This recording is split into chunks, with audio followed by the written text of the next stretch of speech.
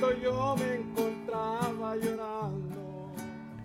Hello, hi, how are you? And welcome to another podcast by George. Today on the podcast, a friend of mine, old friend of mine, I like to think of him as the Renaissance man. It's Gene Peterson. He's my pal. He's a guitar player, a craftsman. He's got a little sports car that he works on. This guy's, he's an interesting dude. He's got a lot of irons in the fire.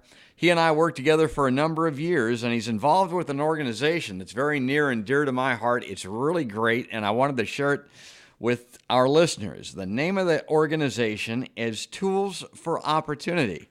I'm going to read this bio, this little about us from the website before we get to Gene. And listen to this. This stuff is great.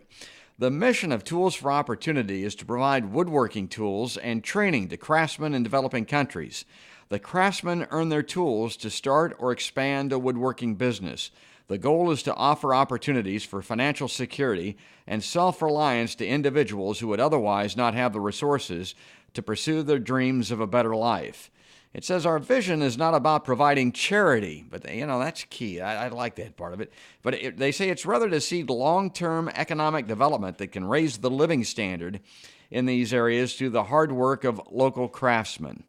There are dozens of honest, hardworking, talented woodworkers in need of a few simple tools to develop a more viable woodworking business and provide a more secure income for their families. Now, Tools for Opportunity is incorporated, and it's a tax-exempt organization. All the donations are tax-deductible as allowed by law. So, Gene, welcome to a podcast by George. Hey, thanks, George. It's great to be here. Yeah, and this group is great.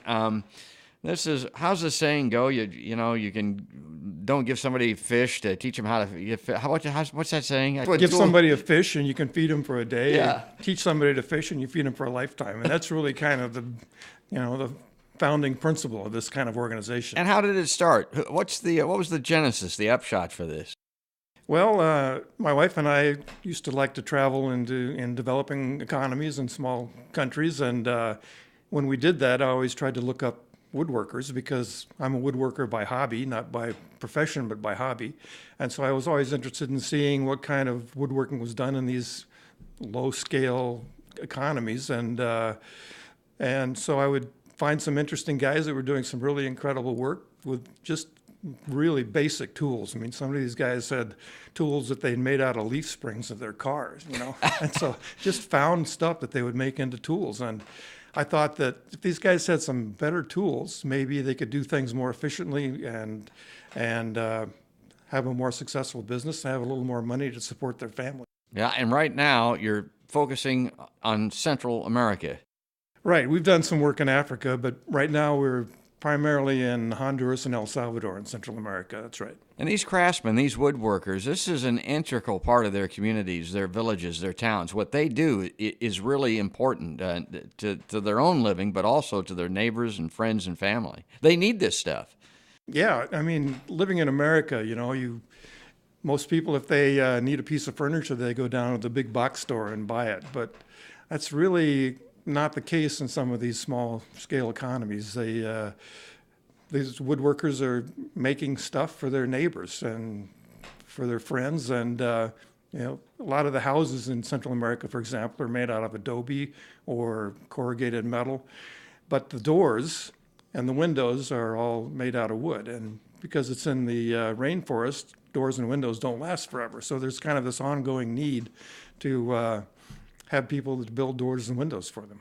Now, what are the basic tools that these people, what do they need to get done what they've got to do? Well, as I told you, a lot of the tools that they have now are just, a lot of handmade planes and things like that. But what we're providing are some electric tools. A lot of these villages that we're working in have just gotten electricity within the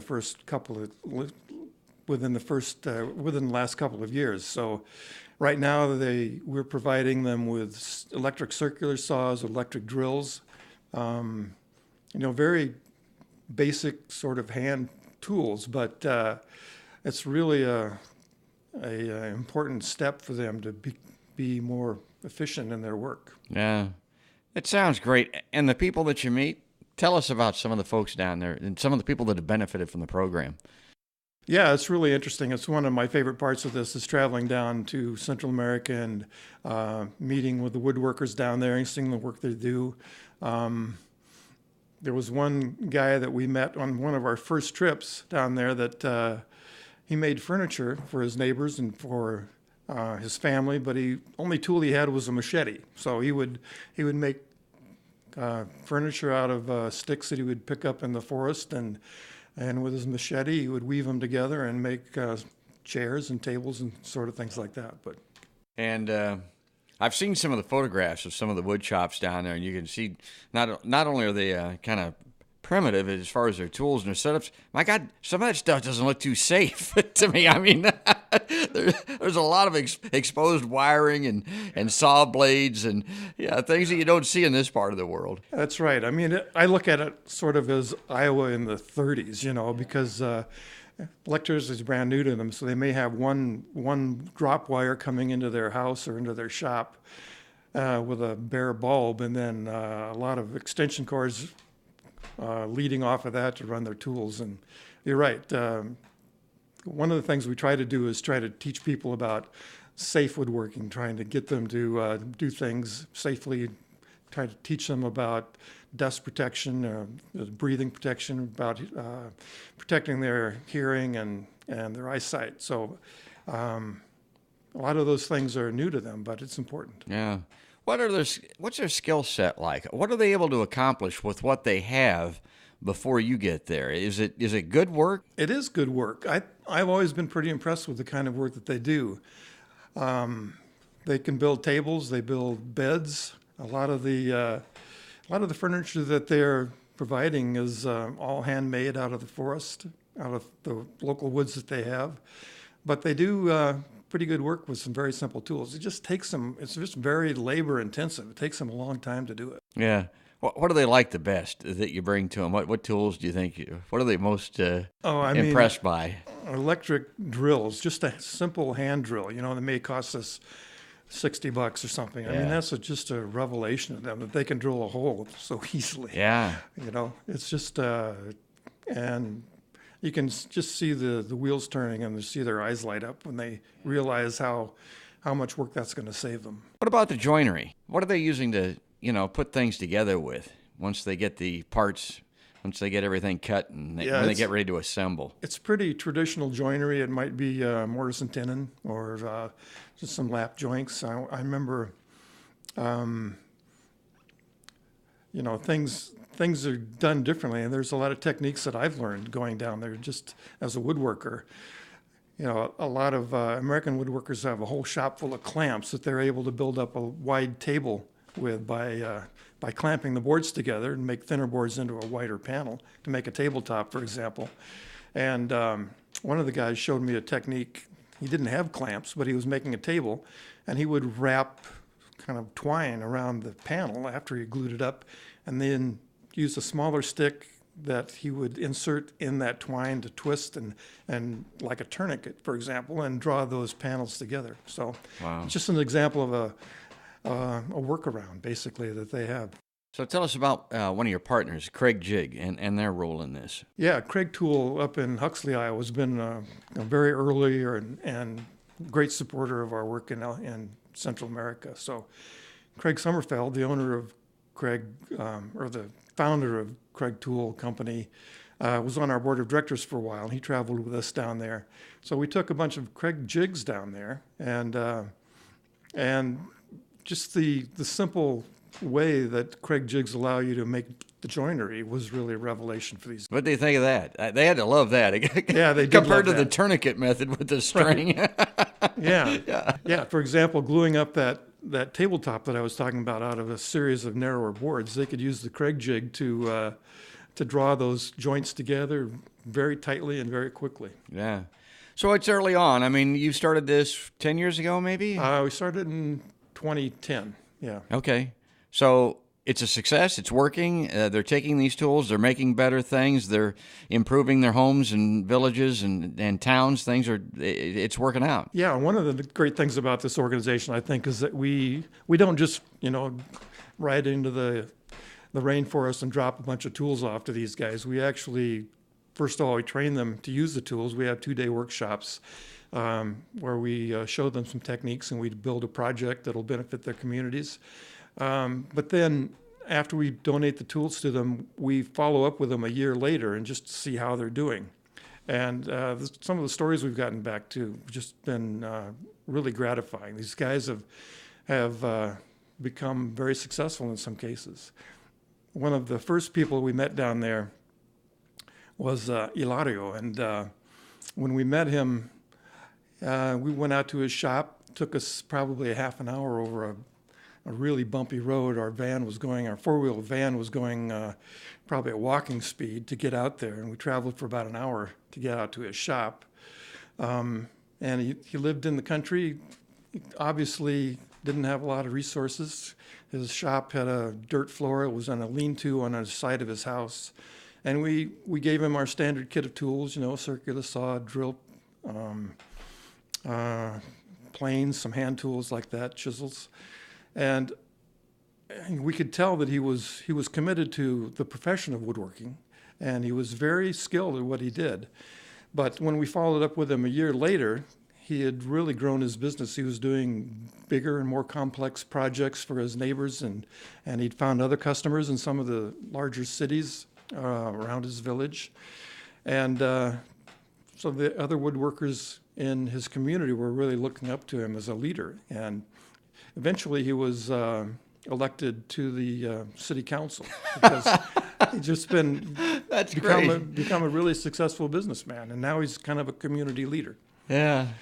And in fact, he's the guy that we go to when we go down there now. We hire him to do some of the trainings for us. Oh, that's great. For the new guys. I just think this is a wonderful thing. And for somebody listening in that's got some tools, got some time, got some ability, how do people get involved in this? You don't need a master craftsman to go down there. You just have to have somebody that knows their way around some basic woodworking tools and can show these folks how they're used basically, and they kind of take it from there. Right, yeah. One of the things we did for the first time last November is we took a group of American woodworkers down there, and we worked alongside 20 Salvadoran craftsmen to build some community projects. We built some lunchroom tables for the local school.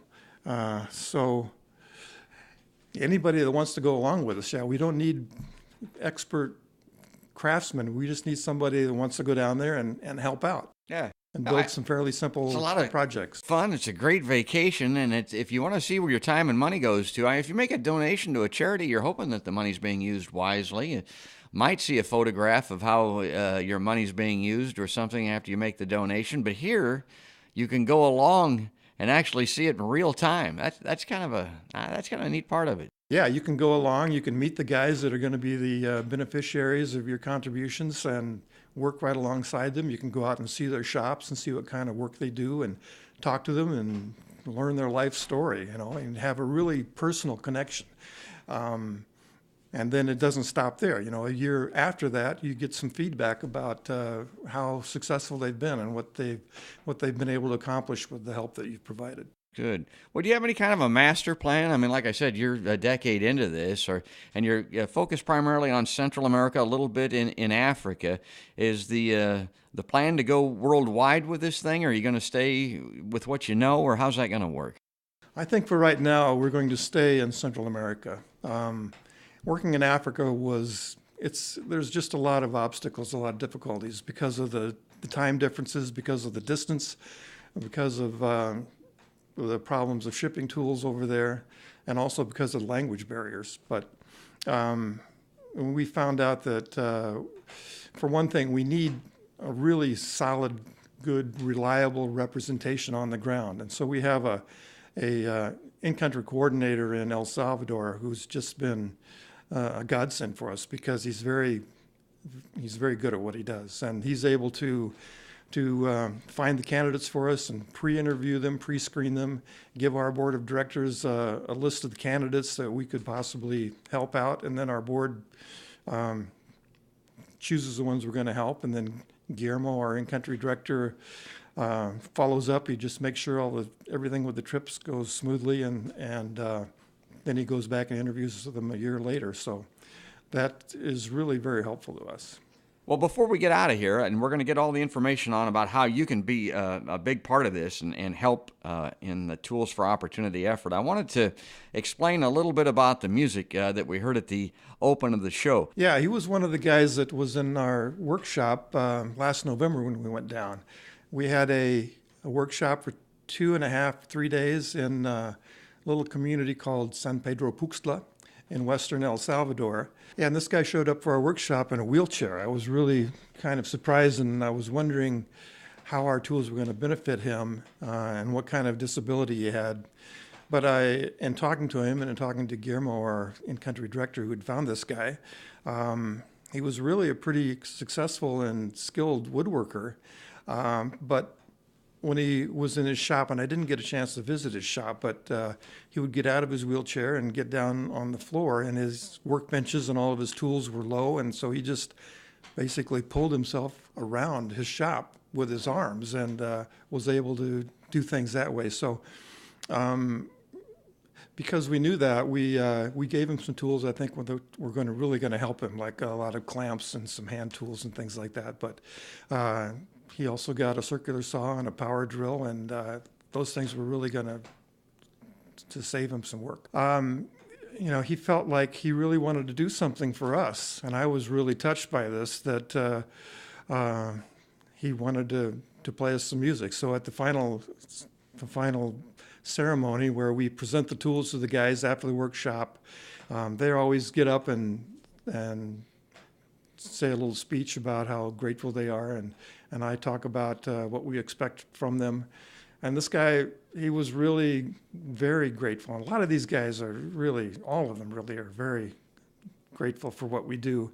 But he wanted to do something else, so he brought his guitar along, and he played that song for us while we were that's great. working there. Well, we've got a little snippet of that, a photo. We'll end with that music as well. But if you want to see him, go to podcastbygeorge.com, and we'll post his photograph with this podcast. So before we get out of here, have I overlooked anything? Is there something else significant or important about Tools for Opportunity that I should have asked about that I didn't? Well, I think, of course, there's several things that people can do to help us out. Go on their website, go on our website, toolsforopportunity.com. There are opportunities there to donate tools. We're always looking for good quality used tools that we can ship down there.